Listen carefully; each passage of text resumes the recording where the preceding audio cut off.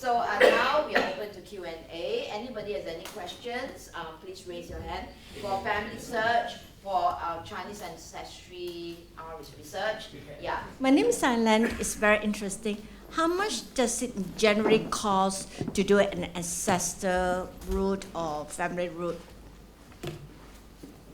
FamilySearch is totally free, but we also don't do the full service. Like Hui Han Lee's organization does a very professional job. He'll have to answer how much it costs, but FamilySearch is free. Chinese ancestry research is also free.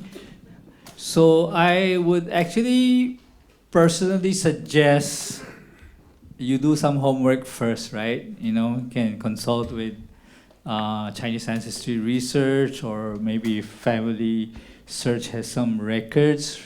What a lot of members of our group typically does is they reach out to us, seek guidance, how to move forward, because everybody is in a different level. Some people are novice, some people have already done a lot of homework. So what we do is we try to help as much as possible, and in many cases we actually find their roots and say, hey, what's your WeChat ID, right? But in certain cases, tougher cases where you need people on the ground, we work together with My China Roots. So I often arrange a call with Cheryl for you to properly explain what your goals are and your challenges. Because sometimes the solution is not being a keyboard warrior, you know, at home, but you need someone to go down to the village to talk to the, you know, to the elders, to visit the ancestral halls, the cemeteries, right? So everybody's goal is different. So have a look into your goals, and once how it works is for My China Roots. Basically, we can have a Zoom call. They will listen to you. They'll say, okay, let me get back to you. And then they'll say, okay, for this one, the fee is about this much, right? And these are the objectives, the goals. Yeah? If you meet the goals, this is what you pay. So you still have time to decide whether it's worth it or not. But typically, in my honest opinion, the fee is quite reasonable, because imagine for the cost of yourself paying for the plane fare, for the hotel, going there without having the language capability, you don't know anything, you don't even know what questions to ask. You'd probably already spend that much, right? Or on the other hand, you already have experts from their side, people with experience. They know how to search, they know who to reach out to, they have their network, they have their own database, they have a lot of knowledge that can help you go through the, I would call, the last mile. So exactly like Nathan said, we can do a call either together with Nathan or separately, however you want, for free. So our consulting, we always have free consulting calls where you can explain to us what you already know. And then we can tell you, okay, in that case, we would do A, B, C, or D. So it could be, sometimes we just do 2 hours of specific research from behind our desks, if that's required, searching through databases or searching through records that are in traditionally densely written Chinese. Other cases, we travel to ancestral villages, and in that case, your cost, to make a long story short, would typically end up between, I guess, 1,000 and 3,000 Sing dollars, depending on what you already have, depending on where the village is, depending on how long we stay there, depending on what we find. So, but typically, yeah, it would start with 1,000 Sing if we travel to a village and stay there a whole day. Do the three of you share all this information, or it's become confidential for each organization? I'll answer that by kind of adding a thought I haven't shared today, which is really how do you research? How do you find your roots, really? You can look online, you can do all these things, but really how you find it is you find people. People have knowledge.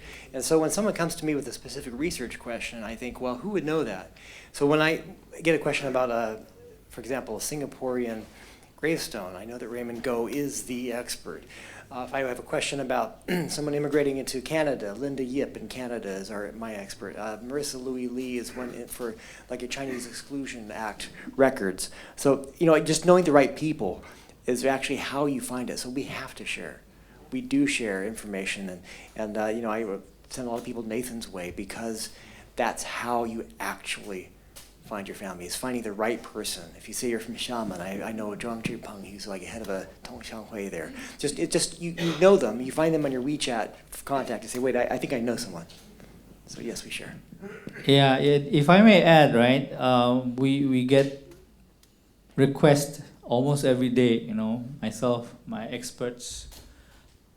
Typically, what you want to share is directly proportional to your chance of success. Okay, I'll tell you what. I have friends, even classmates say, hey Nathan, I got this tombstone. I'm curious about my relatives. I said, are you sure? Right? Are you sure? Because I said, are you just curious or you want to connect? Sometimes they say, I'm just curious. I said, well, you better go think about it because honestly, I'm not that interested. Why? Because if I reach out to people in China, they will ask me the same thing. Is this guy serious or not? If you're not serious, you're just nice to know. Okay, you already have the information, right? So just enjoy that, right? But if you're ready to connect, they will go and connect. But they don't want to connect and then later find out, say, hey, I don't want to talk to my cousins. Right? Yeah? So it depends. And also want to add as well, like Eric has said, it's a network. You need to know who knows which region.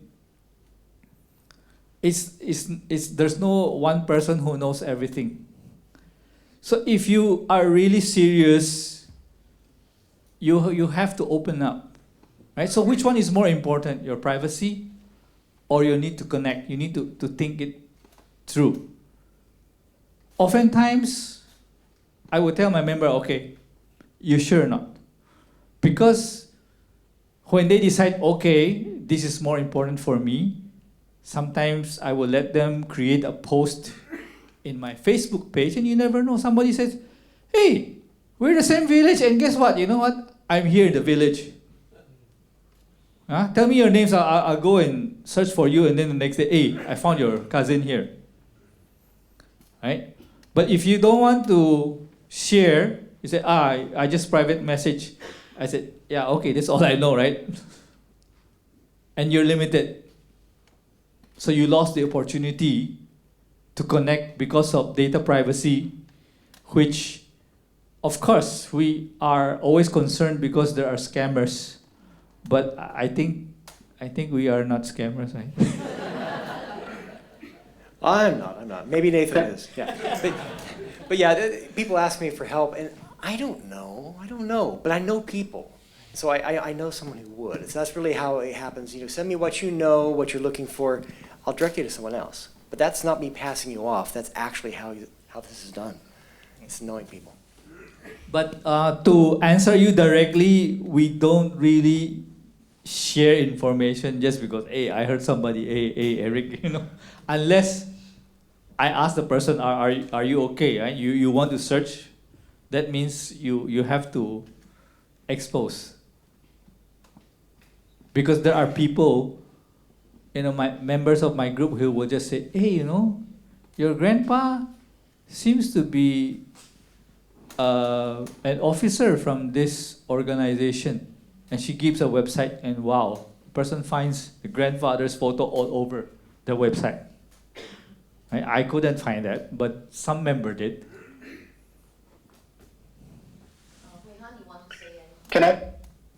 Yeah, I completely agree with both Eric and Nathan, but I think they're also different. It's a gliding scale, right? So I think it definitely, the general point of the more information you would want to share with us as researchers, the more that helps us, and the easier it will be comparatively than to do research.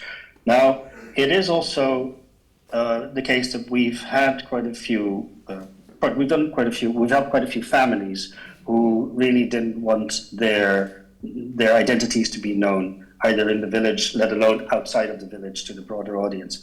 And they might have their reasons. And then it really depends on how much information you give us. Because if we have information about the village, we know where the village is, and there are very specific questions that we need to research, we can do it without mentioning your name. But again, it's really dependent on each circumstance. If you only give us, for instance, a name in letters of your great-great-great-grandfather who lived 150 years ago, and you don't have anything else, so you don't have a village, maybe you know the county, like that level of information, and then on top of that, you don't want us to mention your name, I would say that's tougher, because when we approach county level officials and historians, trust needs to be built. And if we do not have a lot of detailed information, it's very hard to build trust. And that's exactly what Nathan and Eric, I think, were referring to. But then I think as it is a gliding scale, it also depends on some people. Like, for instance, I would say Americans are typically a bit more at ease with sharing information online after the fact. So, because sharing information about an ancestral village and about certain common ancestors could help a wider community of others who might also be searching. But then to proactively post that on Facebook page or of any of our organizations, that's, I guess, is a step further. And when I speak just for my China roots, if we do make anything more publicly available for the good of the broader community, that will have received the specific explicit approval of the customer, of the person who we're doing research for. We never just put anything online or share it with a larger community, like outside a direct research purpose, without the express approval of the customer. Hi there. Juliana, oh yeah, I heard. How Yeah, are you? I can't see anything, but Yeah. So how are nice you? to Yeah. so nice to you. You're also Peranakan, because I'm Peranakan, and so is Ronnie. And I just heard that you've got database for Indonesia and Malaysia as well. I saw on your screen just now. You've got Your question is database for Malaysia and Indonesia as well. So can I understand the width and the depth of your database for Indonesian and Malay families? Your question is whether our database Yeah, has how large it is? Malaysian. How large it is? Yeah. Oh, how much? How large it is? Okay, not large enough is the short answer, and we're working hard to expand it to include more Malaysian and Indonesian clan association records, graveyards. So we have, for instance, in the Malaysia case, we have quite a few obituaries and newspapers. In the Indonesia case, we have several cemeteries that we've digitized, the tombstones that we've taken pictures of. But that is, I'll be honest with you, I mean, that's not where currently our forte lies, and I hope to change that in the near future, because we obviously want to take on more records for Malaysians and Indonesians too. Now, I think I don't know, but did you also mention Malays? So basically, non-Chinese heritage. Was that your question also, or is that not your question? I'm asking about Singapore is a multiracial. Singapore is a multiracial. Yeah, exactly. Okay. Society. So I'd like to be able to complement the work done on Chinese families, to, if my president agrees, to extend this kind of services to non-Chinese communities as well. Right. And of course, myself, Well, that is I've got family from Malaysia as well. Yeah.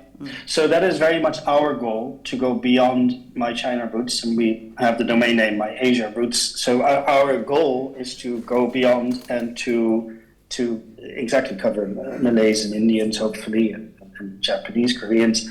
But I'll also be honest with you.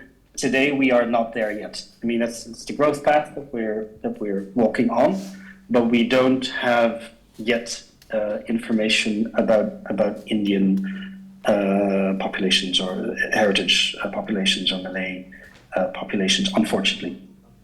What you mentioned about gravestone is correct, because I saw my grandmother parents' gravestone, and over the years we see all the words it's hard to trace back. Is there a way that you can do, I guess I was thinking of some sort of like brass rubbing, but I don't know whether you could do any rubbing on tombstone so that you can bring the words out. I did try once to bring paper and some charcoal pencil to try to do it, but it wasn't successful. But do you all know a different way? Nathan here. I think what you may want to do is to consult the gravestone makers, because I'm sure they will have previous customers say, hey, you know, I need this replaced, I need it to be duplicated. So they may actually have better equipment, better technology. Maybe they have some, God knows, right? Laser guided, you know, AI techniques or machines that can do that, right? So you go with the experts. You say, hey, I'm thinking of redoing it, you know, find me a company that can do this. I think for me, I did the inscription. I'm reading the tomb inscription of very old tombs, and some of them are quite illegible because it erodes over time. So this nowadays our photographic cameras or what is quite good actually. In fact, you can capture much more clearer image than rubbing. Sorry to say that.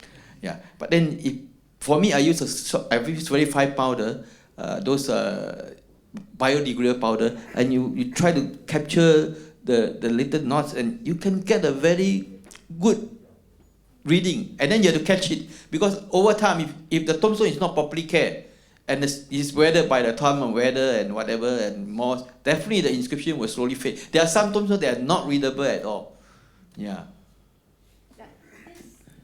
Because we did ask, I guess, my cousins whether they're willing to get an expert to do it. There was lots of superstitions about messing up tombstones, so I do not know how to. We have a tomb maintenance. What happened is, before it erodes, we actually rewrite the characters again. So if you go to Bukit Brown or whatever cemetery, you see some of the nice ones, nicely done up, and they use some kind of aging cleaning cleanser, clean the stone of get rid of all those dirt and everything. Then they re-letter it again. But that is the superstition my cousin has. Is that a real thing, or is that? Let me share some perspective on that one, right? Two things. One is you want to find out what's engraved there, right? Don't forget what we just heard from the National Archives, right? They have the cemetery ledger, right? So it may not be on the tombstone. It could be in some of their records. So that's one. Number two, to answer your question on the superstition, you see, in Chinese belief, filial piety trumps everything, right?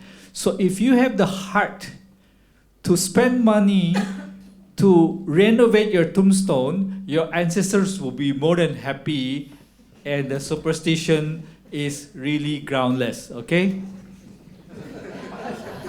Okay, actually, I want to find my grandfather. They both, grandmother and grandfather, they both passed away at before World War II. Okay, actually, I mean, I have a long story. So my mom, and my auntie, they are both, three of them are looking for their father and mother.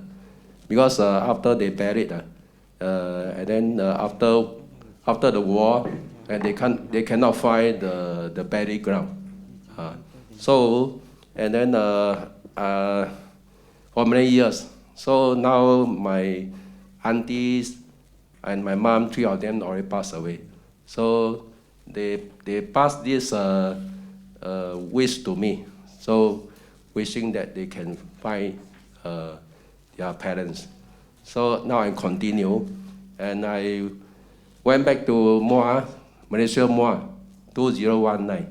So I cannot find also, but I look for this Teochew Crime Association. I called them and I wrote an email to them and telling them my story. So my question is that just based on this name, Xu Yao Lai, my grandfather, so can I find his so-called genealogy in China? Because he is actually belong to Chaozhou Chenhai, Teochew. And then the other question is that do this Malaysia have this Xu Si Crime Association? Thank you. I don't have an answer, but there is a Malaysian Federation of Clan Associations that has a website that lists many of the clan associations. You can look on the list there. Honestly, I have written clan associations in Malaysia trying to do this kind of research, from across the sea, and I don't get answers. I think this is one of those examples where you actually have to go there, say, hi, I'm a member of this clan, find the days when they're open, because even if they have a nice building, they're generally only open at certain hours, and meet with them. Because my experience in general is that the longer you spend with someone, the more they feel invested, the more they like you, the more they want to help. A letter or an email, it's just out of nowhere, they don't know who you are, it just isn't working. So I would say hop on a bus and go visit. I suppose you mentioned that they are buried in a cemetery in Muar. So, not any of the cemetery, because they can't find any cemetery. They are poor last time, so they just found empty ground and then buried.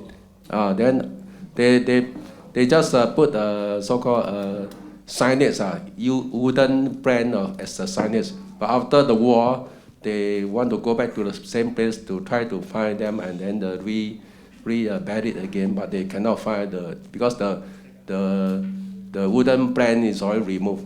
Both of them removed. So they are from Malaysia, is it? Malaysia, Muar State. Now, other than clan association, right? You said you are Teochew, right? Teochew, Chenhai. So yeah. So how did you know that? Is it from other tombstones or what? This is based on my mother. She told us some of the whole story. Are they into some kind of business? Not in business. I see. You may want to try the different Teochew associations in Singapore, because some of them may be quite helpful, right? Like Mr. Lek here, he reached out to Point Ip and they were able to help him, right? And of course, this is on a case-to-case basis. If your ancestor is prominent, they have dealt with some of these organizations, they may be able to help, right? So clan association is definitely a must visit, because number one, they may have records. Number two, they may know the counterparts in Malaysia. Okay, that's number two. Number three, even if they don't know this, but they may have contacts in China in the location of your ancestors. So there may actually be records there. Yeah? So if let's say one of the clan associations say, hey, in Chenhai, in the Xu clan, we found your grandfather's name. It's also possible, right? So all of these are stones that you need to check out, turn them around, and do that first.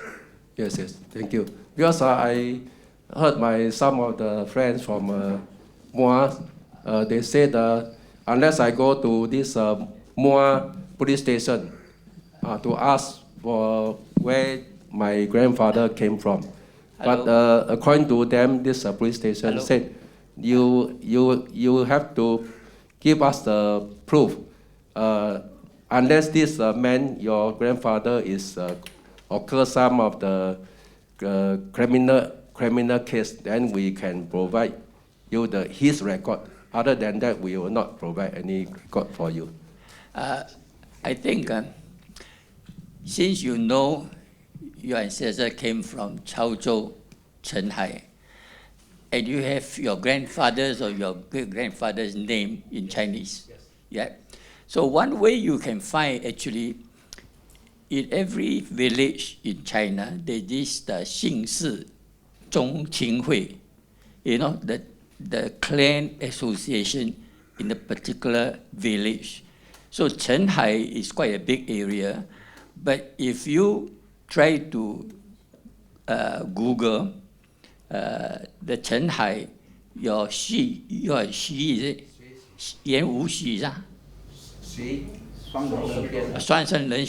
Okay. If you know the surname, you Google them, try to find the Zhongqinghui, then you try to contact them. They might have the direct information.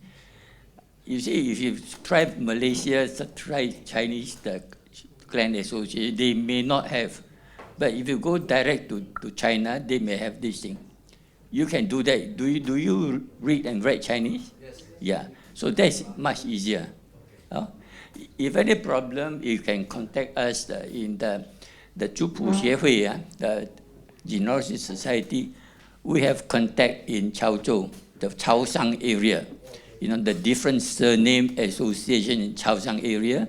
There's a organization, a general body. In fact, we attend meetings there almost every year. So we can actually also help you try to make some inquiries. So that's one. The other thing is that I want to add on to the information by Eric and Nathan. You know, in the Quanzhou, in Fujian Quanzhou, the Overseas Chinese History Museum has compiled about 10,000 records of people from Quanzhou who lives overseas. So they have, and also they have a database. You can search them actually in the internet. The only thing is that they do not allow people to search from overseas. You have to approach them and they can search for you. It's for free. So if you know the name of your grandfather or great-grandfather, you contact them, they might be able to trace your ancestry places for you. Excellent. I just to add to President Ng was speaking about this. It brought to mind another thing we haven't mentioned today. Overseas Chinese often sent money back, remittances. There is a project, I think it was the Quanzhou Provincial Archive did for Qiaobi, these overseas remittances letters. That's another possible resource to search, so that if they were sending money back, they've actually digitized a lot of these letters and put them online. Thank you, Eric. Can I, one thing to add? Sorry, just to the gentleman with the same question. I mean, the key reason why we are building My China Roots' database is exactly for this scenario where there's Chinese names available, but it's been a long time and you only have the county level information, for instance. So I would say first step, and that we can do it for free, it's just if you give Cheryl the Chinese names of your grandfather, great-grandfather, we will look for the database right now, in our database. And then if it's there, then you might have found your Zhupu already among the 20,000 that we have.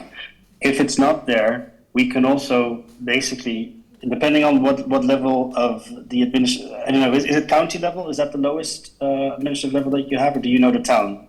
Anyway, we could then, and then depending on which she it is, which surname, we can just basically easily research how many of the likely tupus there are in existence in Chao Shantou, and then digitize those tupus, and then we make them searchable, and then you have access to them on our database, on an account. So I would say first, give the names to Cheryl, and she can look at our database free. And secondly, then we can actually see about digitizing the tupus and putting them on our site. Right. Thank you, Wei Han, and to our panel, thank you very much.